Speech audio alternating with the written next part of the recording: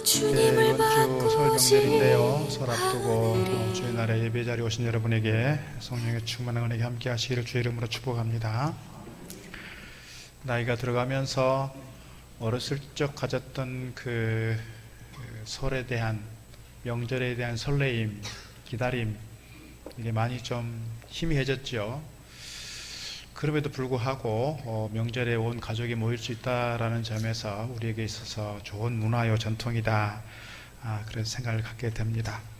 그래서 많은 분들이 오랜 시간 길에서 시간을 보내면서도 고향을 찾고 부모를 찾아가게 되는 것 같아요. 이번 명절이 우리 가족들이 함께 모이면서 여러분의 가정에 큰 은혜가 임하고 복이 임하는 시간 되기를 바라겠습니다. 그런데 가끔 보면 명절에 오랜만에 만난 가족들에게, 또 자녀들에게, 또 식구들에게 내가 정말 관심이 있고 선한 마음 가지고 한마디 묻는 것이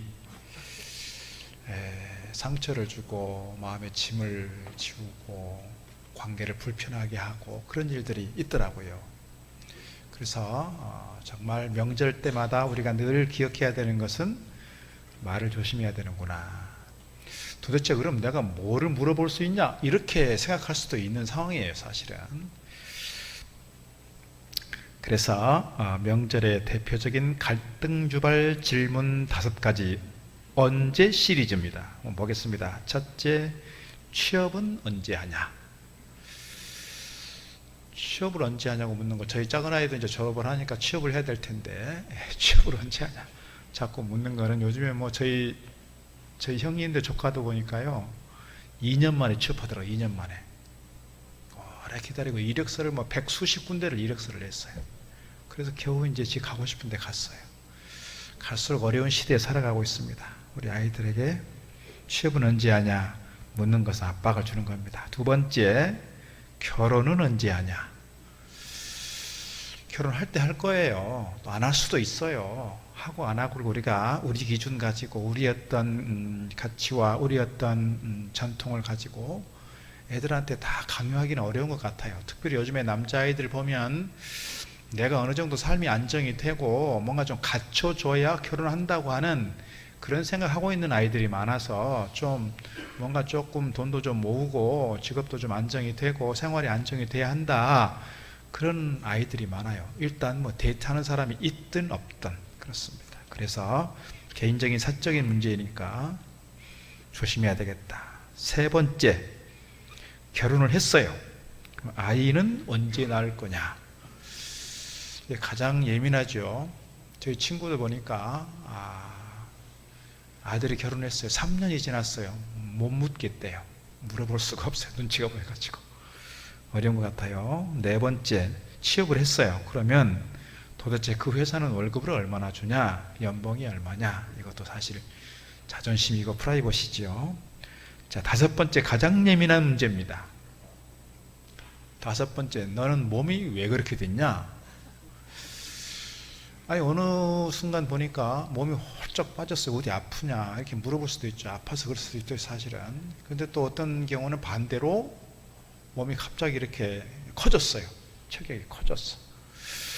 그러면 너 그러면 곧 당뇨 생겨 뭐 이래 가면서 이렇게 너 건강관리를 왜 이렇게 하는 거야? 나도 살찐지 알아요. 안 물어도 안다고요. 조심해야 되는 거 알아요. 관리 잘해야 되는 거 알아요. 근데 물으면 기분 나빠요. 물으면 상처가 된다고요. 그러니까 가까이 하고 싶지 않는 상황이 되는 거지요. 뭐 이것만 있겠습니까만은 갈등 유발 질문 탑 5였습니다. 그 다음에 명절의 대화를 위한 좋은 방법들이 있습니다. 좋은 방법들이 있는데 저는 감사 시리즈, 칭찬 시리즈 이렇게 말하고 싶어요. 다 그렇진 않지만, 자, 첫 번째, 감사와 칭찬의 말 건네기입니다. 열심히 사는 거 보니까 너무 보기 좋다. 우리 사위 덕분에, 우리 며느리 덕분에 집안의 분위기가 많이 좋아졌어. 저희도 아들만 넷인지라 분위기가 늘 이렇게 우중충했어요. 명절이 돼도. 근데 큰 며느리 들어오고 작은 며느리 들어와도 비슷하더라고요. 근데 막내가 들어오고 나서 조금 나아졌어요. 이게 분위기가 그렇더라고요. 그러니까 집안에 사위가 들어오든 며느리가 들어오든 분위기가 많이 달라질 수 있죠. 그런 거에 대해서 좀 캐치를 잘 하고 칭찬할 거, 감사의 제목들을 좀 잘 찾아내는 것도 사실은 은사인 것 같아요. 그래서 제가 지난주에 유인나를 얘기했는데, 유인나가 사람을 보면 칭찬거리가 막 이렇게 호소소 보인다잖아요.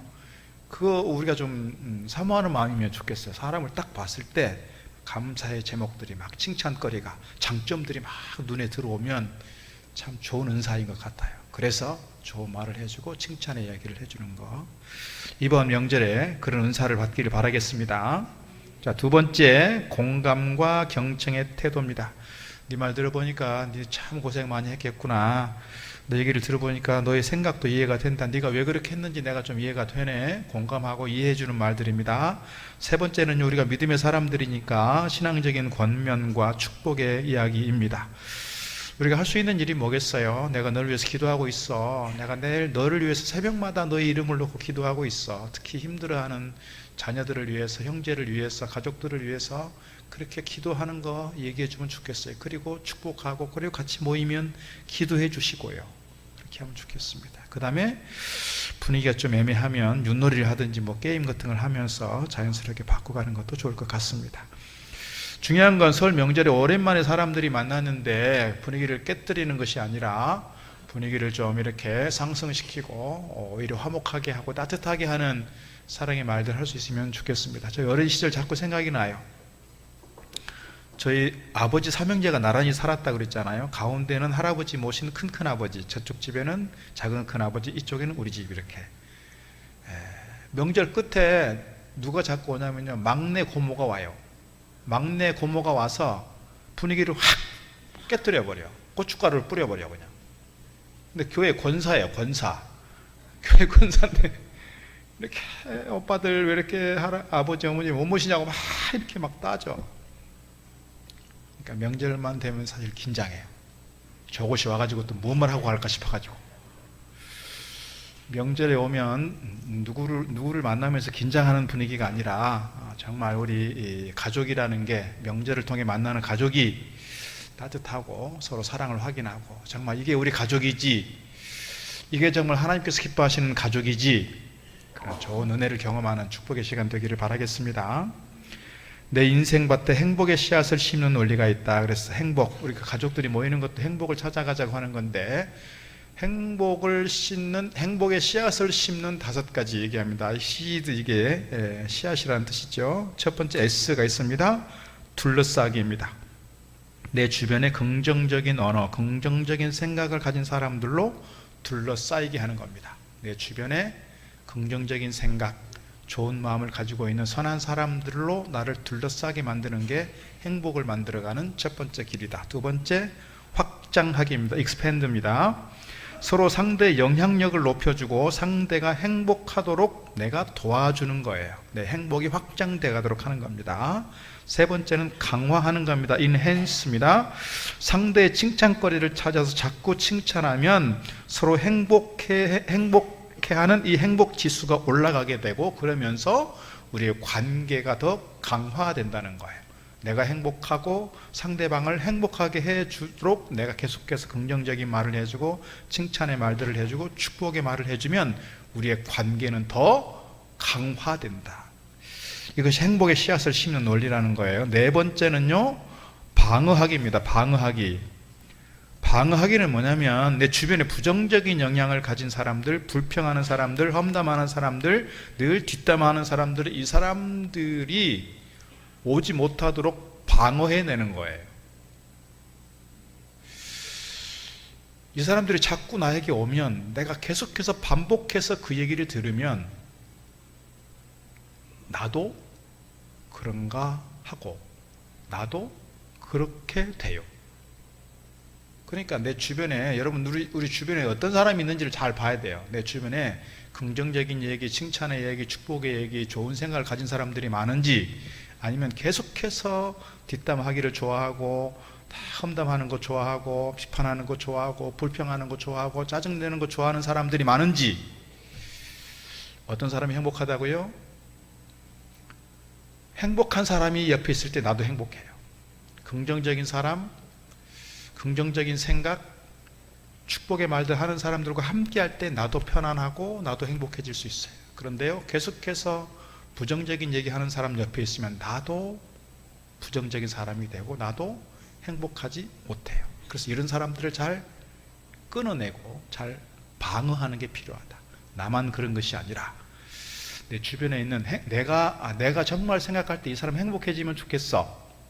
그러면 내가 이 사람을 또 잘 보호해주고 방어해주는 것도 사실 필요하다, 그런 얘기죠.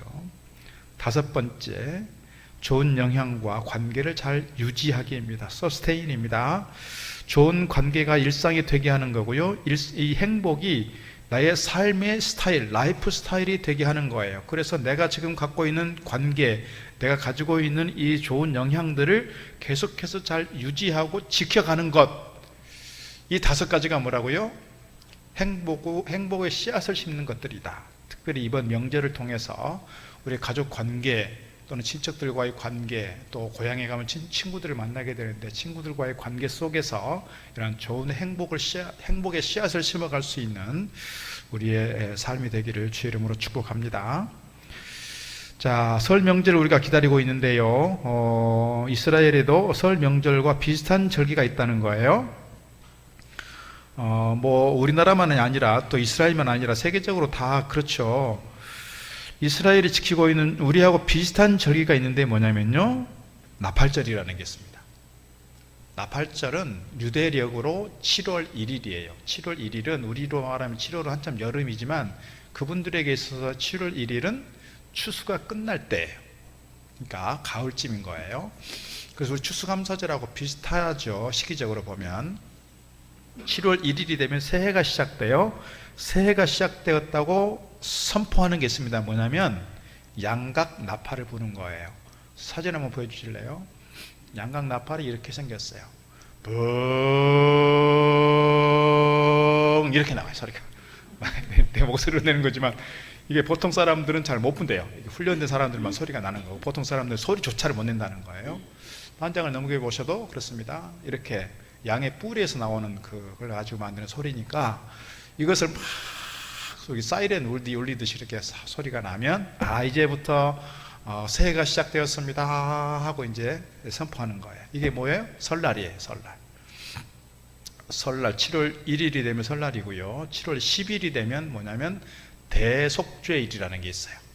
그러니까 7월 1일부터 7월 10일까지는 무슨 기간이에요? 오늘 우리로 말하면 사순절 같은 기간 또는 고난주간 같은 기간이에요. 대속죄일에 내가 가지고 있는 모든 죄를 회개하고 통해 자복하는 시간이기 때문에 경건하게 시간을 보내요. 그리고 나서 5일이 지나면 7월 15일부터 한 주간 장막절을 지납니다. 초막절이라고 하죠. 이것이 이제 오늘 본문에 나오는 이야기입니다. 자, 14절 말씀에 이렇게 기록합니다. 14절, 율법에 기록된 바를 본즉 여호와께서 모세를 통하여 명령하시기를 이스라엘 자손은 일곱째 달 절기에 초막에서 거할지니라 그랬습니다. 일곱째 달 절기에, 이 절기는 초막절인데 일주일 동안 야외에서 초막을 치고, 초막이라는 게 뭐냐, 우리로 말하면 이제 우리는 예전에 그 지푸라기를 집을 엮어서 이렇게 지붕을 했으니까요. 이렇게 예전에는 그것도 아니었겠죠. 여러분 1000년, 2000년 전 생각을 해보세요. 지프로 이렇게 집을 이응을 이어서 했을까요? 아마 지프로 대충 이렇게 했을 것 같아요. 아니면 나무 꺾어다가 이렇게 했을 것 같고요. 그때 당시에 광야 시절, 출애굽 이후에 광야 시절에 광야 시대에 그들이 어떻게 살았을지를 생각하면서 지금까지는 이 백성들이 침대에 있을 수 있어요. 안방에 있을 수 있어요. 좋은 환경에 있을 수 있어요. 그러나 이것들을 벗어나서 야외에 나가서 거기서 초막을 치고 일주일 동안 생활해 보는 거예요. 그러면서 하나님께서 이스라엘 백성들을 출애굽하게 하셨고 40년 동안 광야 생활하게 하셨는데 그동안에 하나님께서 어떻게 저들을 인도하셨고 어떻게 저들을 먹이셨고 어떻게 저들과 함께 하셨는지를 친히 일주일 동안 생활하면서 배우는 거예요. 삶으로. 어린아이들은 사실 처음에는 막 신기하고 막 호기심이 생기고 그럴 거예요. 저희 아이들도 어렸을 때 이렇게 텐트 치고 주로 야영 많이 했다고요. 휴가 가면. 돈도 없었지만. 그런데 고등학생쯤 되니까요.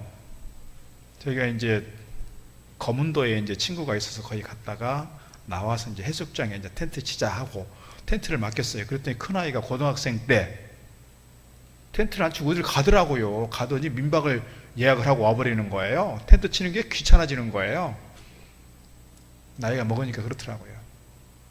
그러니까 아이들이 일주일 동안 밖에서 초막을 치고 생활하는 것이 많이 힘들 거예요.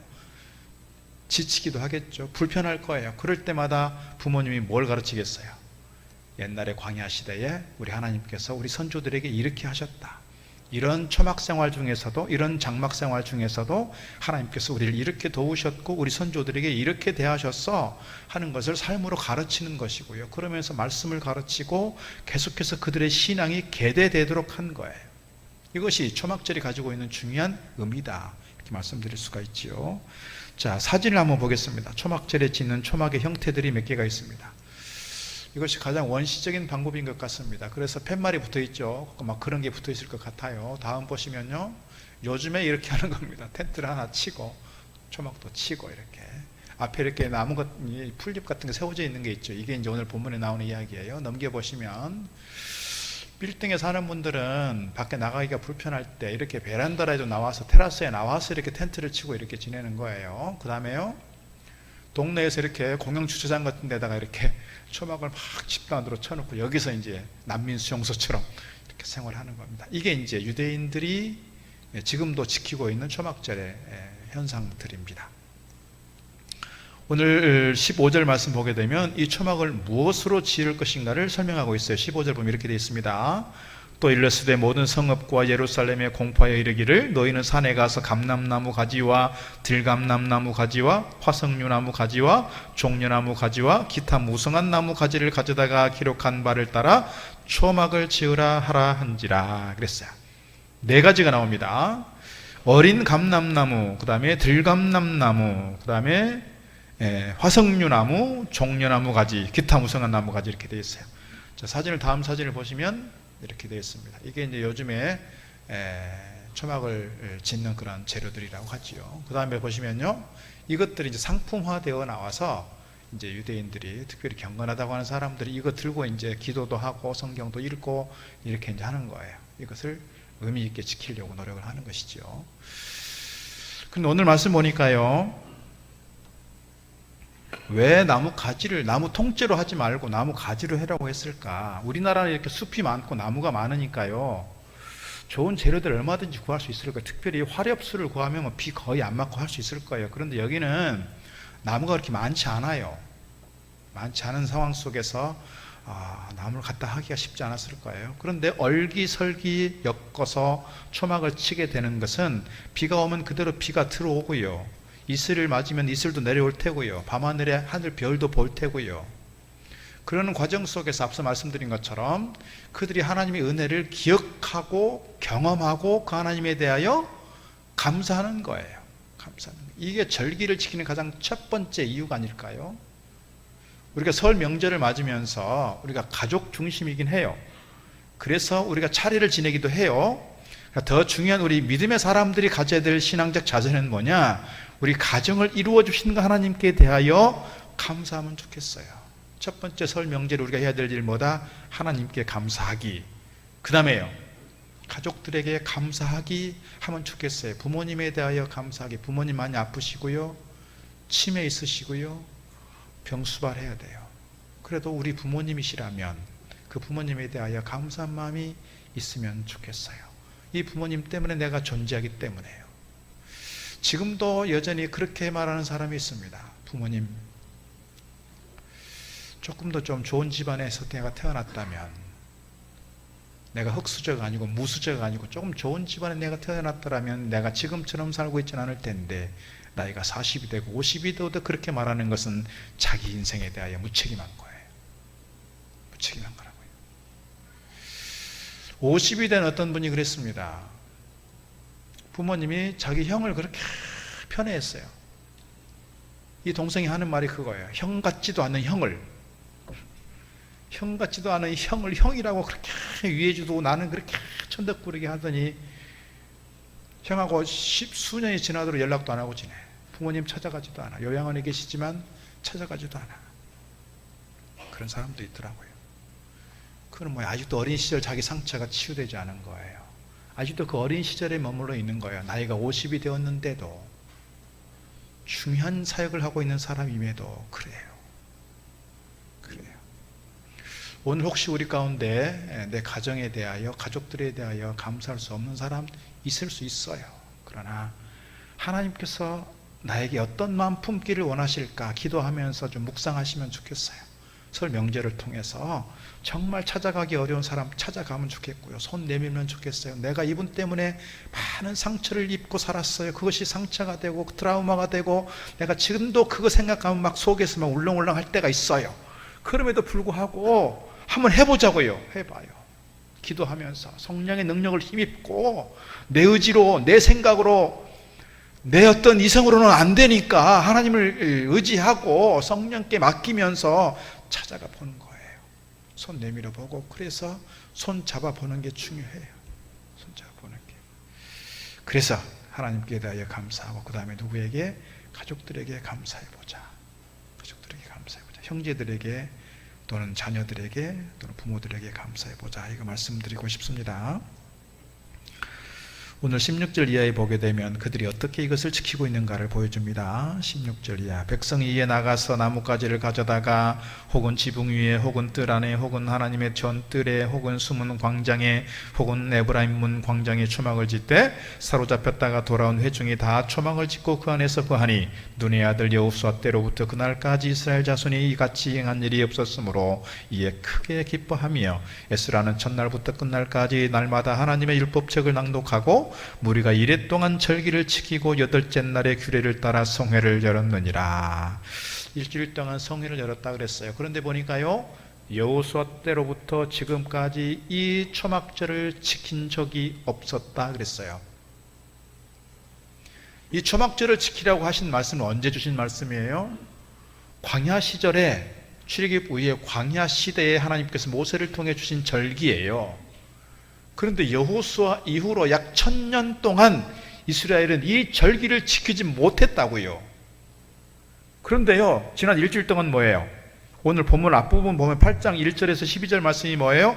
그들이 수문 앞 광장에 모여서 에스라를 통해서 말씀을 듣다가 아멘하여 무릎을 꿇고 그들이 통곡하며 회개했고 그 말씀하여 계속해서 순종하겠습니다, 다짐하겠습니다, 그렇게 살겠습니다, 그렇게 말씀 앞에 철저하게 무릎 꿇어 순종했던 그들이 말씀을 듣다 보니까 자기들이 지키지 못한 게 있었단 말입니다. 뭐예요?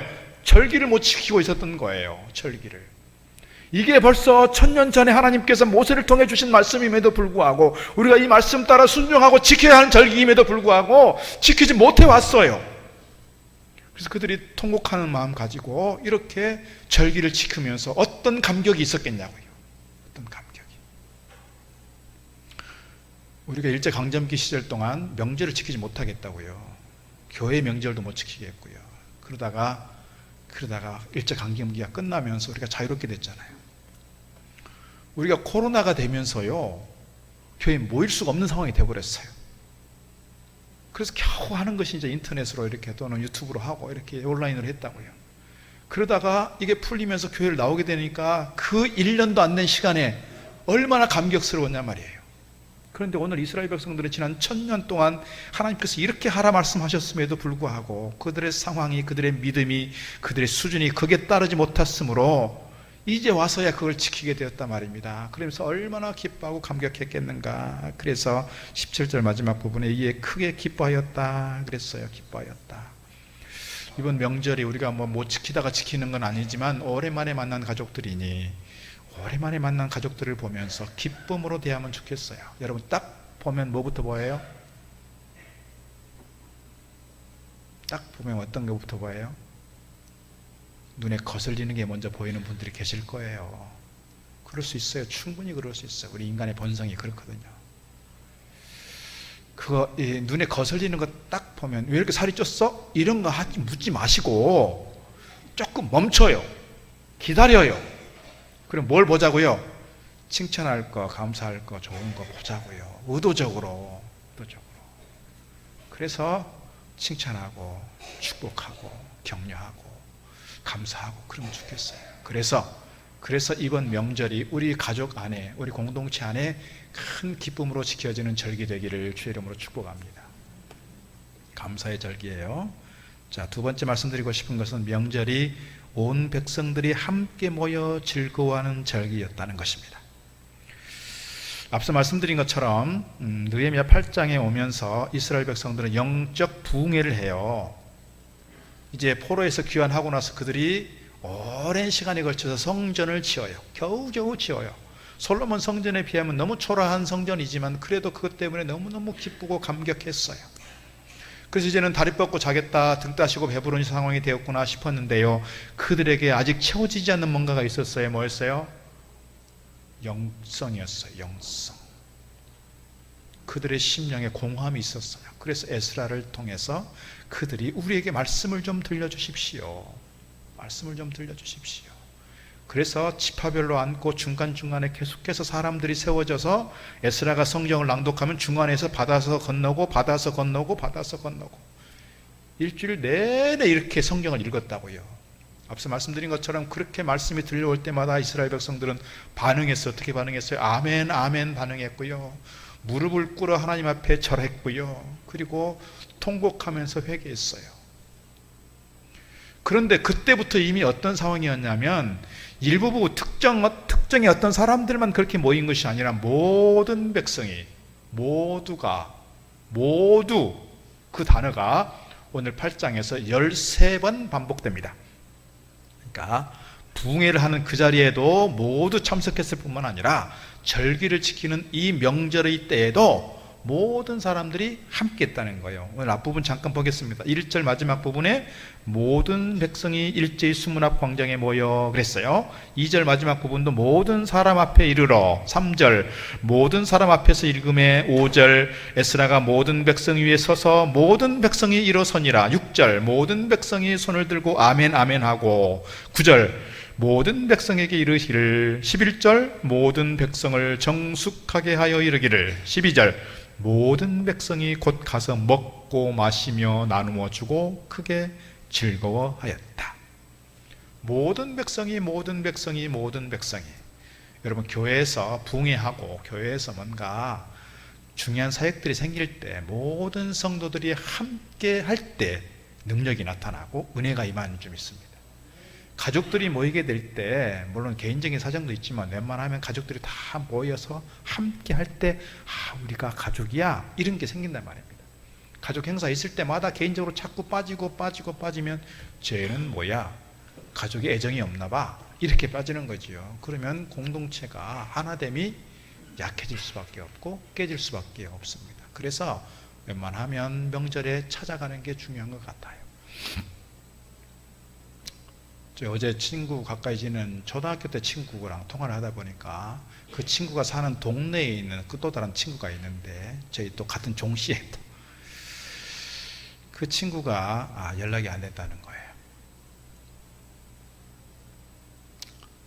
경찰을 통해서 알아보기로는 죽었다는 건 없어요. 그러니까 살아있는 건 맞아요. 근데 가족들도 다 연락이 안 되고 친구들도 연락이 안 되고, 왜 그러냐 그랬더니 사업을 하다가 사업이 잘 안 돼서 어려워진 거예요. 그냥 가족들에게 민폐를 끼치기 싫은 거야. 가족들 볼 낯이 없어요. 면목이 없어. 그러니까 잠적했어요. 벌써 수년이 지났어요. 문제는 자기는 그렇게 빠지면, 자기는 그렇게 잠적하면 자기는 면목이 없으니까 그럴 수 있어요. 그런데 다른 가족들은 어떠냐 말입니다. 다른 가족들은 특히 명절이 되면 얼마나 속이 타냐 말입니다. 얼마나 속이 타요. 찾아갈 면목이 없을 수 있어요. 내가 뭔가 하다가 잘못됐을 수도 있어요. 그러나 명절이 되면 가족이니까 그래도 가장 우리를 받아줄 수 있는 데가 어디예요? 가족이잖아요. 가족을 찾아가야지. 기다리고 있는 사람들이 있는데요, 내가 뭔가 설령 잘못됐어도 고개 숙이고 죄송하다 하고 무릎 꿇어서 사죄하고 가서 만나면 좋겠어요.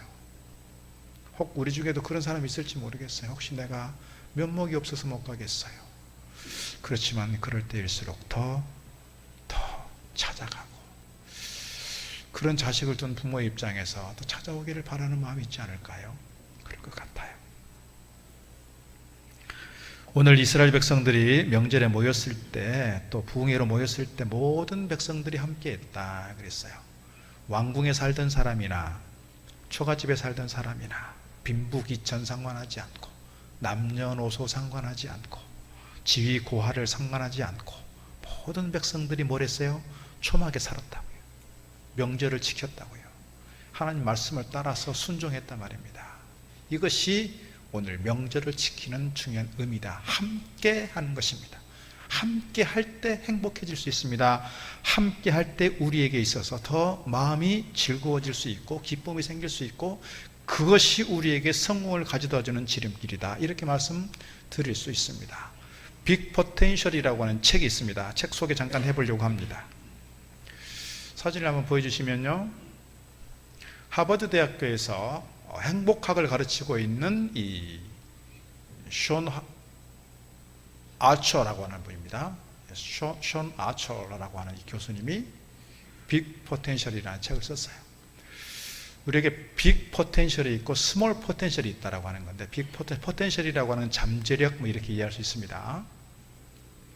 대개 사람들은 자기가 역량이 있고 자기가 뭔가 스펙이 좋고 자기가 뭔가 실력이 있어서 다른 사람들과의 경쟁에서 내가 승리하고 이기면 내가 성공한다라고 생각을 한다는 거예요. 대부분 그렇잖아요. 우리가 이게 일반 상식이에요. 그런데 오늘 이 빅 포텐셜에서 말하고 있는 이 빅 포텐셜은 그게 아니라는 거예요. 이걸 뒤집는 거예요. 오늘 이 숀 아처라고 하는 이 교수가 하는 이야기는 뭐냐면, 내가 뭔가 큰 것을 이루었을 때 그것으로부터 오는 기쁨이 있어요. 물론 행복감도 있어요. 그런데요, 이것 때문에 스몰 포텐셜, 다시 말하면 작은 소소한 것들을 다 놓쳐버리면 이 성공이 무슨 의미가 있느냐 이 말입니다. 사회적으로 나가면, 밖에 친구들 만나면, 직장에 나가면 막 유명세가 있어요. 지명도가 있어. 사람들이 너 성공했다 막 박수를 쳐줘요. 근데 집에 가면 아무도 자기를 반기지 않아. 다 등을 돌려. 말을 섞지 않아. 이게 무슨 의미가 있냐 이 말입니다. 오늘 여기서 말하는 건 사실 그런 내용이에요. 그러니까 뭔가 큰 거를 쫓아가려다가 뭐를 놓쳐요? 작은 거를 다 놓쳐버려. 그래서 이분이 하는 말이 그 말이에요. 인간 관계 속에서 가까이 있는 사람들과 관계가 다 깨어진 사람 치고 성공한 사람 없다. 성공한 사람 없다. 우리가 가족들을 챙기고 가족이 하나 되고 서로 이렇게 내가 정말 조심해서 좋은 말들을 하는 것이 어쩌면 이것이 큰 일들이 아닐지 몰라요. 그러나 이 작은 것이 쌓이고 쌓이고 쌓여서 우리의 관계를 강화시키고 이것이 더 쌓여져서 내가 더 행복한 사람이 되고 이것이 더 쌓여졌을 때 내가 진정한 성공이 주어지는 것이지, 뭔가 다른 그 못에서 성공을 찾으려고 하면 오히려 그것은 실패한 거다 이런 얘기입니다. 그러니까 사람들이 빅 포텐셜만 찾아가는 것이 아니라 스몰 포텐셜이 오히려 이분의 입장에서는 이것이 오히려 빅 포텐셜이다 라고 하는 이야기입니다. 오늘 우리가 관계하는 것, 어쩌면 작은 행복을 찾아가는 것, 어쩌면 이것이 소소한 것일지라도 이 관계 속에서 이것들을 하나씩 하나씩 채워가고 쌓아갈 때 오늘 이것이 우리 가정을 든든하게 하고 우리의 삶을 더 든든하게 해주시는 줄로 믿습니다. 가끔씩 이런 분들이 있습니다. 남의 자식은 번듯한데 내 자식은 못나 보이기도 합니다. 내 부모는 왜 재벌이 못되고 이렇게 살아왔을까 싶기도 합니다. 세상 나가 다니다 보니 내 아내 내 식구 참 못났다 싶은 경우도 있죠. 남들은 잘난 남편 사랑받고 사는데 왜 우리 남편 병들어 이렇게 누워있는가 원망스러울 때 있습니까? 하나님은 바로 그런 사람들과 함께 인생길 걸어가라 하는 줄 믿습니다. 나에게 주어진 상황 속에서 내 가족들에 대하여 이 사람이 못나 보이고 이 사람이 작아 보이고 이 사람이 정말 힘이 없어 보이고 이 사람이 아파서 누워있는 그 상황 가운데 있고, 그래서 내가 많은 에너지를 필요로 하고 헌신과 희생이 필요로 하는 상황이 있을지라도 이 일들을 잘 감당해냄으로써 하나님의 뜻을 이루어가고 이 과정 속에서 우리의 삶이 더 행복하고 아름답게 세워져 가는 줄로 믿습니다. 이번 이 설 명절을 통해서 오늘 우리에게 하나님의 큰 은혜가 임하기를 바라겠습니다. 우리 가정이 천국을 경험하는 시간 되기를 바라겠습니다. 오늘 설 명절을 통해서 만나는 가족들이 우리 가족이 참 따뜻한 공동체다, 이것이 우리 가족이지 하는 그런 마음 가지고 가족 안에서 큰 위로와 힘을 얻고 돌아가는 축복의 시간 되기를 주의 이름으로 축복합니다. 기도하겠습니다. 하나님 아버지, 우리 민족 고유의 설 명절을 허락하여 주시고 또 설 명절 앞두고 주의 날에 저희들 예배 자리에 나와 함께 예배하도록 인도하신 우리 하나님 감사합니다. 무엇보다 우리 하나님께 감사할 수 있는 마음과 믿음 주시고 우리 가족들, 우리 형제들에 대하여 감사의 삶을 나누고 작은 것들을 통해서 행복을 찾아가는 명절 되게 하여 주옵소서. 명절에 오랜만에 만나는 가족들이 서로에게 기쁨이 되고 서로에게 위로와 격려하는 시간이요, 서로를 축복하며 주님을 믿는 믿음 안에서 한 가족임을 다시 한번 경험하고 나누는 은혜의 시간 되게 하여 주옵소서. 가족들이 함께 모이는 명절임에도 불구하고 부득이하게 홀로 지내하는 분들이 있습니다. 주님, 저들의 마음을 위로하여 주시고 이 명절에 주님 안에서 평안을 누리고 주님 친히 친구 되어주시겠다 하셨사오니 주님과 함께하는 시간 되게 하여 주옵소서. 이런 때일수록 더욱더 천국 소망 더욱 커져가게 하시고 확신 가운데 믿음의 삶을 살아가게 하시고 주님께서 늘 우리와 동행하여 주심으로 이런 시간들을 통하여 우리의 신앙이 더 성장하고 영성으로 깊어지고 든든히 서가는 저희들 되게 하여 주옵소서. 사랑하는 자녀 손들도 명절을 통해서 가족의 소중함을 다시금 배우는 시간 되게 하시고 우리의 혈연 관계만 아니라 믿음 안에서 주님 안에서 한 형제요 가족인 우리 교회 공동체가 더욱더 깊은 사랑으로 하나됨을 이루어가는 저희들 되게 하여 주옵소서. 예수님 이름으로 기도드리옵나이다. 아멘. 찬송가 218장 찬송합니다. 나 무엇과도 주님을 바꾸지 않으리. 다른 어떤 은혜 구하지 않으리. 오직 주님만